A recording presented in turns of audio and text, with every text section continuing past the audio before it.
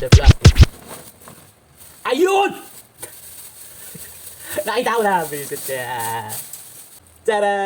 Woohoo! Pinost ko siya sa marketplace ng 500 pesos. Can you imagine 500 pesos para sa bagay na to? May pera sa basura, may pera sa laruan. Okay, so ang ganda na naman umaga natin mga tropa. Buhay naman natin, 300 pesos. Good morning mga tropa. So for today's video mga tropa, samahan nyo ako. Dahil rest day ko, magbibenta tayo ng laruan. Luckily mga tropa, pagising natin, may nagchat sa atin. So may bumili sa atin sa page natin sa marketplace, which is isang part ng Transformer. So Beast Wars yung Transformer na yun. Kaso maliit lang din siya. Ang hindi ko alam mga tropa kung naibenta ko na ba siya o nandito pa sa mga kalat natin dito. Maghahalongkat na naman tayo dahil hindi pa maayos tong man cave natin.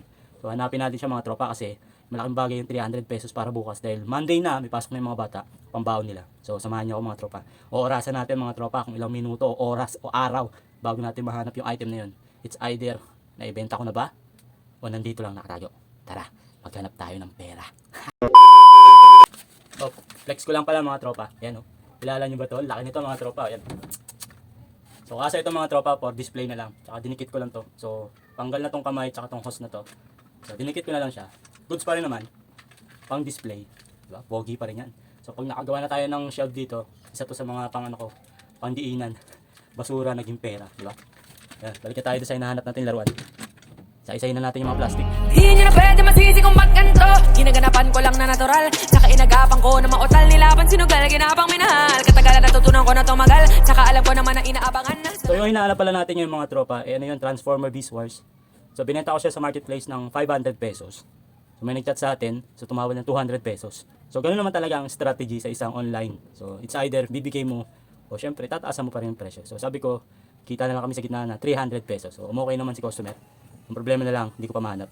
Tara, hanapin ulit natin. Ilang box na tayo, wala doon. Try natin si Bob. Yung papakawalan para di naabangan. Kaso nga lang pala ba ng batang alabang. Kinalakihan ng galingan. Kaya nakasanayan ko makabuo na madiin. Di ko na malayo na pala yung narating pati ako na bailing. Mga naniwala di ko pwede baguin. Di ko pwede pakitaan ng bitin. Mga tanga na kailangan pusugin. I think wala dito mga tropa. Tingnan natin dun sa baba. Kasi may mga laruan pa tayo dun sa baba. Tara, samahan nyo ako. Pagod na ako. Ayan ang nagiging problema ko mga tropa. Kapag yung mga nakaraang posting ko pa like February, January ko pa pinost. Tapos ano na ngayon, mag-August na. So July 20 something na. Napakatagal na. So araw-araw kasi ako nagpo-post ng laruan. So natatabunan. So minsan yung mga laruan na tulad nun, hindi ko na mahanap. So, sobrang layo na, sobrang tagal na. Sana nandun pa sa baba. Tingnan natin. Tara. Let's go. So ito pa yung sa natin mga lagayan ng laruan. Isa-isahin natin itong mga box na to. Malay nyo nandito yung 300 pesos. Tara.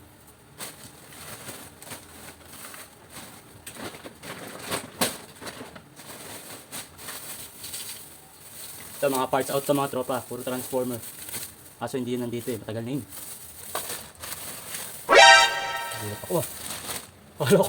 Akala ko daga, bisit, buhok pala. Setting. Yan, kape pa more. Wala dito. Alam ko na may mata na nagbabantay kung paano ko sasap. Another plastic.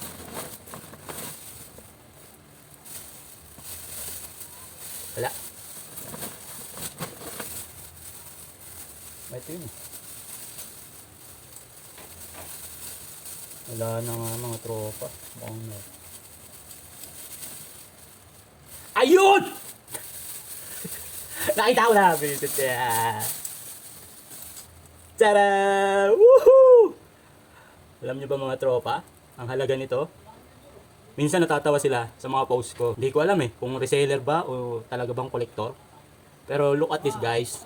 Pinost ko siya sa marketplace ng 500 pesos. Can you imagine 500 pesos para sa bagay na to? Ito ay isang pyesa ng isang Transformer na kung saan eh very rare, di ba? So 500 pesos, bumaba man ang presyo, naging 300 pesos. Pero pera pa rin yung mga tropa.